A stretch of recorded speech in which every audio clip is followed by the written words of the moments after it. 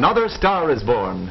Mary Martin, co-starring with Jack Benny and Fred Allen in Paramount Pictures' Love Thy Neighbor, is at LaGuardia Airport, New York City, to bid bon voyage to the new Latin discovery Esther Fernandez, who's flying west for a screen test. TWA announces the departure of the Super Sky Chief Stratoliner for Chicago, Kansas City, Albuquerque, and Los Angeles. Gate number 3. All aboard, please. In a few short years, the travel habits of millions of women have changed to this comfortable and smooth mode of transportation, just as their modes of dress have shifted from the uncomfortable bustle and hobbled skirts of yesterday. Day and night, these mighty ships of commerce ply the air lanes from Atlantic to Pacific, spanning the nation in 15 hours. Up, high up into the substratosphere rises the 45-ton TWA Stratoliner. On into a night sky, the big silver liner speeds swiftly over sleeping villages and great cities. Dawn finds our air voyagers flying over the Texas Panhandle and the colorful mesas of New Mexico. It's a fairyland of tumbling castles far above where the raindrops form. Bridging the horizons in 7-league boots, our passengers ride comfortably in altitude-conditioned cabins. Let's take a peek in the Stratoliner and see how our passenger is doing. Why, of course, like every woman, she's taking a last look in the mirrors of the Stratoliner's charm room. Bienvenido, buenos dias, señorita. She is trimly tailored in a Cyril Johnson covert cloth suit. Met by Dee Lawrence, fashion editor of Paramount, Esther is told she is to get off her plane and act in a location picture with 4 other studio players, just now landing from Hollywood. First is lovely Martha O'Driscoll of screen and radio fame. Margaret Hayes from the New York stage in Hollywood is next, while pretty Virginia Dale follows and waves to movie fans gathered at the airport.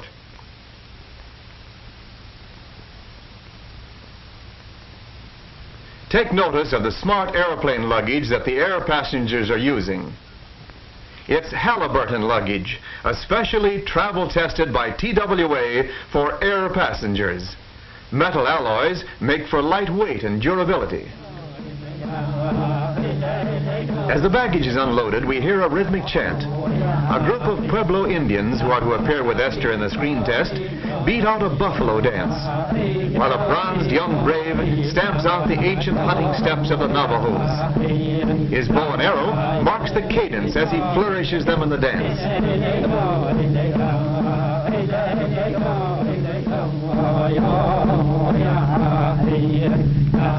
Quiet!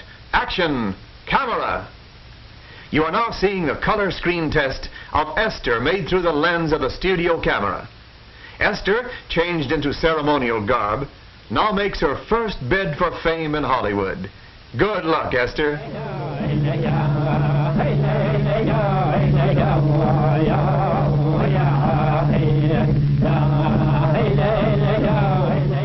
In the meantime, let's visit Isleta Pueblo with Margaret Hayes and Virginia Dale, who have some spare time for sightseeing.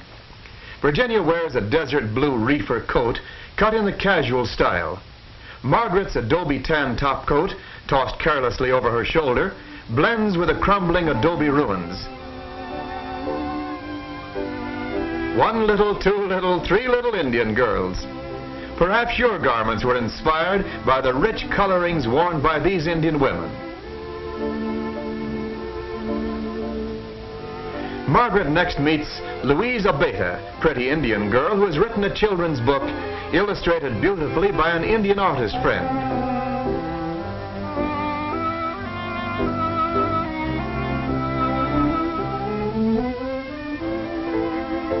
The girls next visit the mission of San Antonio de Isleta, built in 1621, just 1 year after the Mayflower landed on our eastern shores.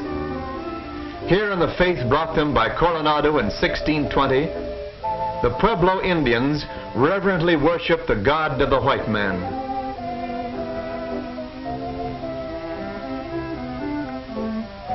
Margaret and Virginia keep a dinner engagement in Albuquerque at the Alvarado. Margaret wears a flowered evening dress of crown-tested rayon, topped off with a white fox short jacket. Virginia wears a two-toned cactus green dinner gown with an evening wrap of Russian lynx.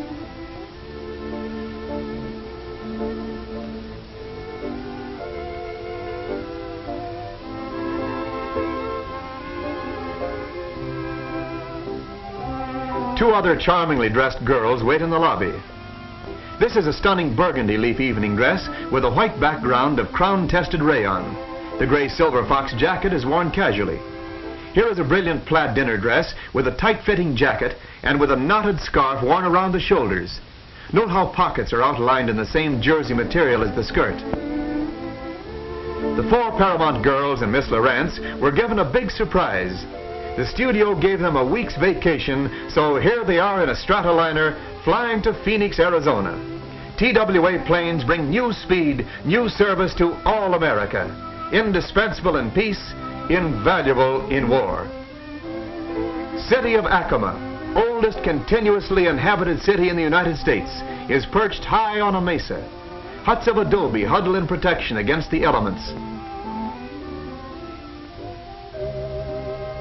From our armchair seat in the sky, we see Arizona's famous Valley of the Sun at Phoenix. Camelback Mountain is outlined on the horizon, while below appears Camelback Inn, where the girls will soon be sunlasing. Natural desert backgrounds blend perfectly with the original landscaping of the inn, one of the most beautiful of more than a score of resort hotels in the Phoenix Sun Country, where thousands of vacationists relax and find new frontiers of fun. Well, where are the girls?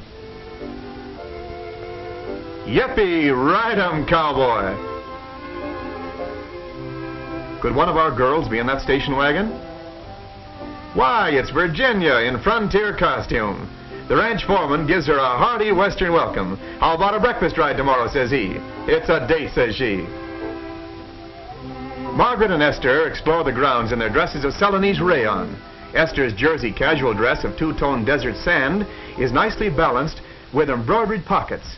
Margaret's jersey casual is two-tone cactus green with soft embroidery around the yoke. The grounds of our resort are studded with wild cactus. Martha wears a stop red station wagon coat that accompanies a vacation mood. Underneath, a blue gabardine slack suit makes a colorful contrast. Sunrise on the desert as the girls awake early for their breakfast ride. Orange, gold, and purple tints flood the morning sky.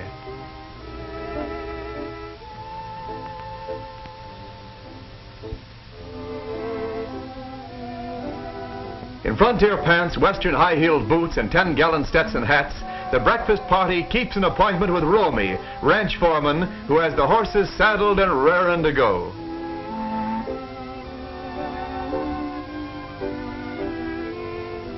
Fashion makes way for comfort in Western clothes.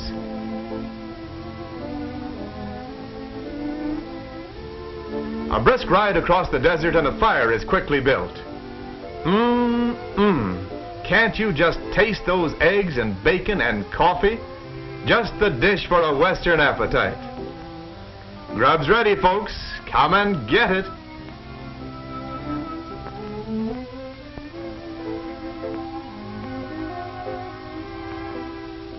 Here you find the friendliest people on earth. It must be the desert air.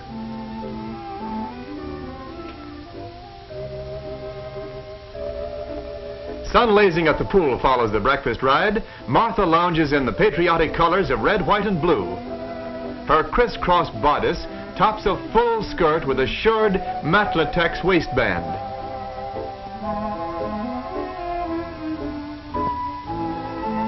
Esther's blue and red floral bathing suit is a three-piece costume.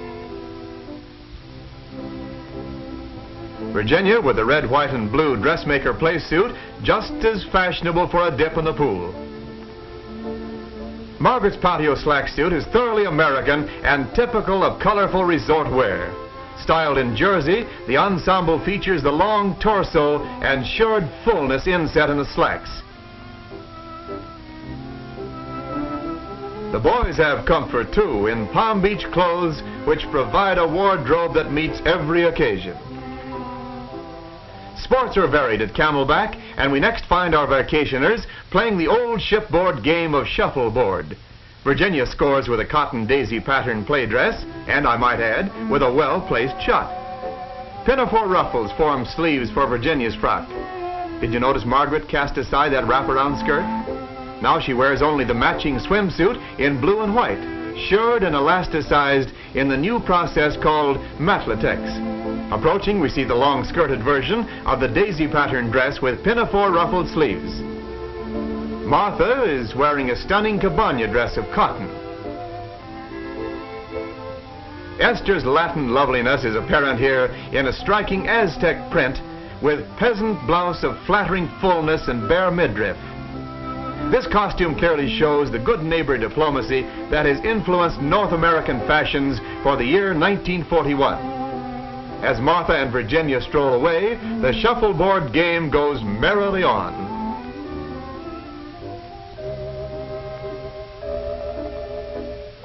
During the cocktail hour, Margaret appears in a sophisticated sheer night blue dress with white yoke embroidered with beaded daisies and edged with perky white piqué.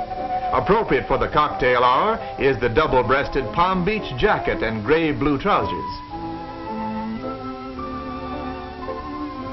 A pretty lawn setting is just the place for this white rayon gabardine slack suit with a very new silhouette of flared tunic-length jacket and matlatex girdle.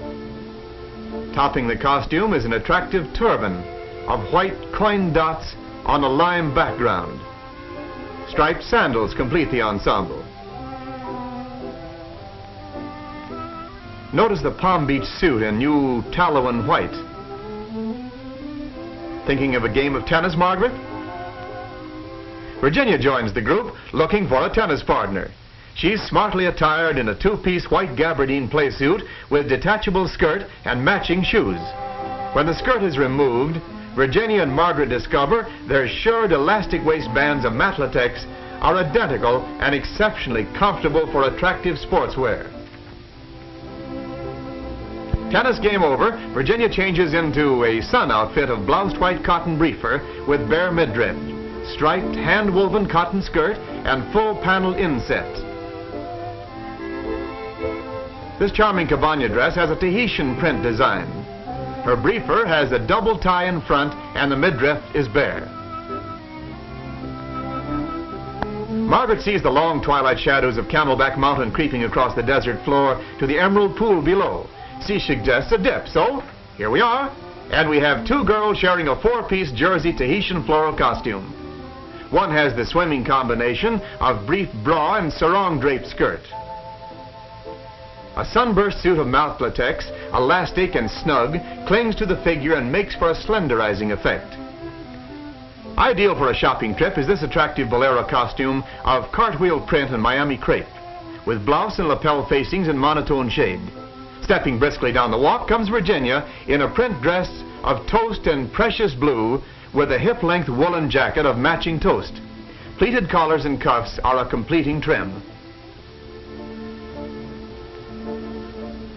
Age-old saguaro cactus surrounds the open-air cocktail lounge.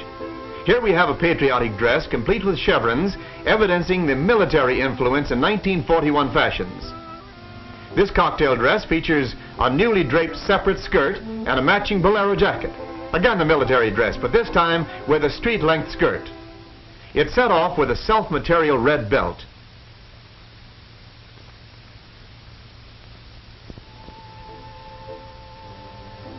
Well, doesn't he look comfortable?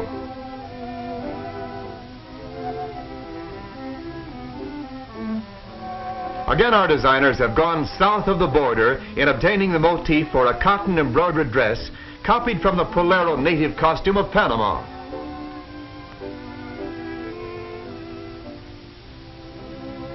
And so reluctantly our girls leave the sun country. Miss Vera Logsden, veteran TWA hostess, steps primly in the newest of Sky Girl uniforms of stratosphere blue.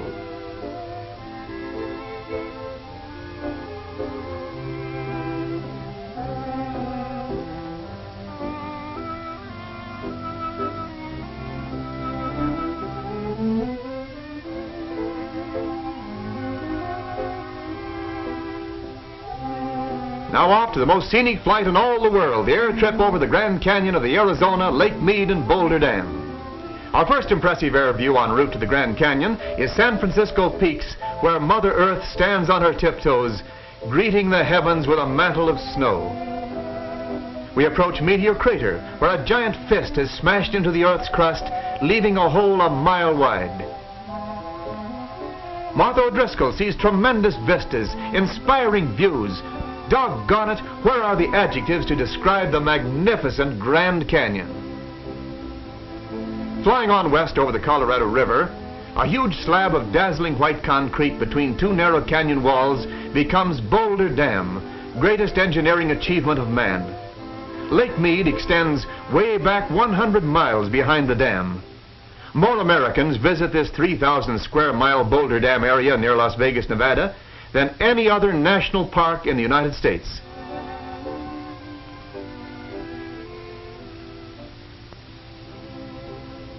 Winding highways curl and twist their way on the canyon sides. Here is provided inspiration and pride for all Americans to share. We land at Boulder City Airport, only 7 miles from Lake Mead and Boulder Dam. Two most pleasing costumes on our trip were seen at the dock at Lake Mead before boarding the motorboat for a sightseeing ride. This is a tropical red-tailored suit with full English drape and new long-length coat. The newest in sports shoes are Joyce Coolies. This pretty brunette is dressed in a misty blue reefer with red coolies to match. A fast cruiser takes us for a ride on the placid waters of Lake Mead, leaving behind a highway on water as our wake ripples away in the distance. The shores are rimmed by desert mountains, but here and there an island has been formed. Cathedral Rock is a chalk cliff that stands alone in isolated beauty. So we take off from Boulder City, heading towards Los Angeles on the last stage of our grand air trip and vacation. The girls are reminded that horizons in the air, like fashion horizons, are reached only to reappear again and again. As Tennyson said nearly a century ago, "For we dipped into the future, far as human eye can see, saw the vision of the world and all the wonder that would be. Saw the heavens fill with commerce, argosies of magic sails, pilots of the purple twilight, dropping down with costly bales."